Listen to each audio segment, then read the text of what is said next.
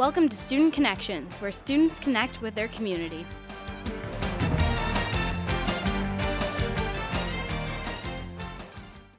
Hello and welcome to M6, your hometown station.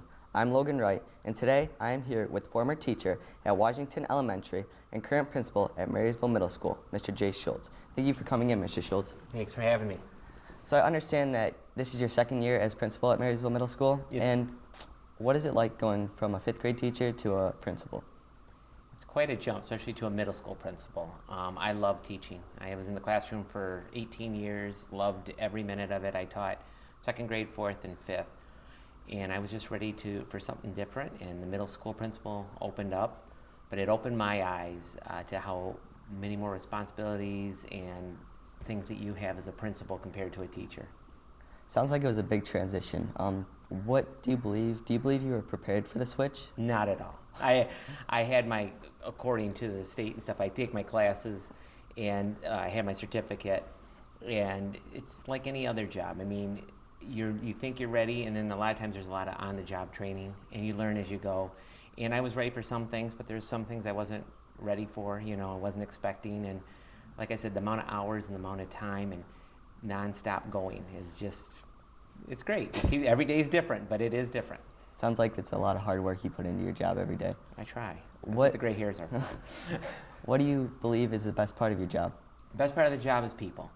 I love people, and when I was a teacher, I got to work with kids, and of course, being the principal, I have 700 kids, and I love working with them and the teachers and the great staff we have over there. Just people. I'm a people person. It's probably great to see all those smiling faces every day. It is middle school. I don't know how much smiling some are, but there's other ones like I have to be here. But yeah, right. Is there anything that you dislike about your job as principal? I dislike being pulled out of my building. A lot of times I have a lot of meetings and different responsibilities, and it's very difficult to run a building if you're not there or getting pulled out. And then again, like I said, I'm a people person, so being there and dealing with people is a lot more exciting than sometimes being somewhere else. That's a lot of interacting every day. It is. It is. Every day is different when you're the principal. You don't know. I always joke, I always have a to-do list, and I haven't got done with it yet. I don't think usually things change about 5 minutes in. What's the atmosphere like at the middle school between students and teachers and all the help you guys have over there? That's part of the reason why I became principal. I'd like to see, I like to think it's changing over there. I'm excited the stuff that's going on at the middle school. And I just sat down with the teachers, and what I was just explaining to them is I'm trying to get them to really engage the kids and make it relevant and build on relationships. Because I said, if you're just focusing on content, Google has you beat. You guys are all wired. You guys can look up anything you want that interests you. The key to good teaching and getting things involved is to make something relevant that you didn't know about or don't want to learn and engaging them. And so I'm really working with the teachers, and we have a great staff. And I know they're working with the kids. I think it's a very positive atmosphere, and that's what we're trying to create over at the middle school, because it's a trying time for kids, that adjustment period. Are there any events coming up this spring? Oh yeah, lots. There's always something coming up. Just in a couple days, we have our talent show, which they're actually coming over here. We have a good 12 acts or whatever, and we're excited for that. I also know we have the hygiene drives coming up, something that we pair with a group at the college, and we collect things for the homeless in the area. We also have our 8th grade tour of SC4 that's coming up. We have a lot of big events coming up, yep. So with the hygiene drive, how do students get involved? That's run by our NGHS. And to get everyone involved, they have a little competition. We have our announcements, and then each classroom first hour can bring in items that they're going to donate: toothpaste, Kleenex, things like that, soap.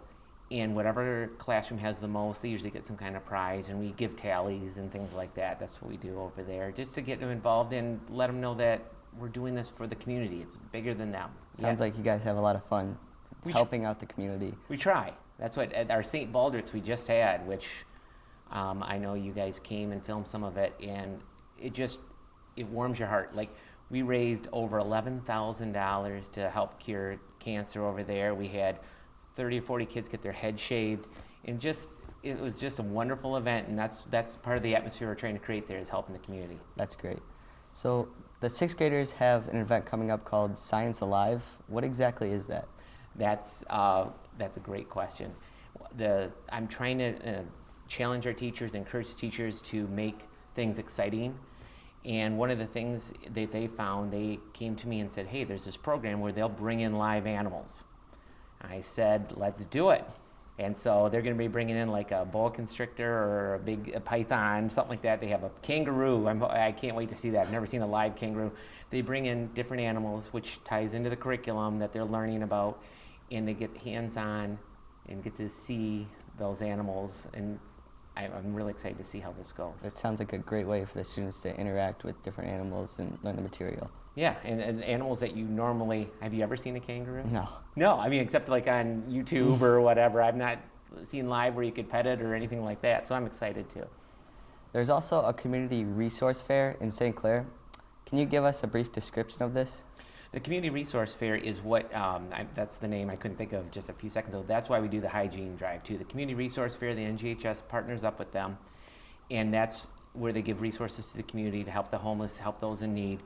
And our NGHS members sign up to go help at that event, and they also take the hygiene items that we have to disperse to that event. So That's great that everybody's getting involved at the school and everywhere else in the community. we're trying. There's also a field trip coming up to the Detroit Institute of Arts Museum. What do you hope that your students take away from this field trip? The teacher came to me and goes, do we do field trips at the middle school? I'm like, I'm not opposed to it, and I think that's great. Mrs. Strucioni is wonderful. She wrote a grant, and our eighth graders who had art this year, either first semester or second semester, are going to get an opportunity to go to the DIA, Detroit Institute of Art, and they get a guided tour, and it's that whole hands-on, the things. Yeah, they're making art and doing these amazing projects in art class, but to go to the DIA and see a Van Gogh or different things, different works of art in there, hands-on, just makes it much more personal for the students and engaging. I think that's wonderful that they're getting the inspiration they need for their art projects. Yeah, she's excited. She's really excited. She comes to me all the time. She's writing another grant now to try to get a kiln for clay. I mean, she wants to build the best project. And those are the teachers that we want, that want to inspire kids to be the best they can be and do the best in the classroom and outside the classroom. The school year is coming to a close pretty quickly this year. Have you accomplished everything you wanted to? I never accomplish everything I want. I set high goals. Even in my classroom, I've had students, I set my goals higher, but I always do that. That's how I work. But I accomplish a lot of my goals. I feel like this year we have midterm exams and final exams, which we haven't had before. And it was because last year, my first year in there, some of the teachers, I'd go into one classroom, then go into another classroom, and I was like, this is the same subject, but they're teaching different things. We need to be on the same page. It's not fair. We got to be close. So we're having midterms and finals then all the teachers are teaching that content, which are going to be tested on. And that was a big thing. We also have a new device it's called Star 360, which the kids take in the fall, the winter, and the spring. It shows growth in math and reading. And we have a lot of little goals that we've met. We're getting there. I always want 100% on everything, but our percents are going up, and yes, we accomplished a lot of the goals, but never as high as I set. That's great to hear. Once again, thank you for joining us, Mr. Schultz. It's a pleasure. Thanks for having me. Be sure to join us next time on Student Connections on M6, your hometown station.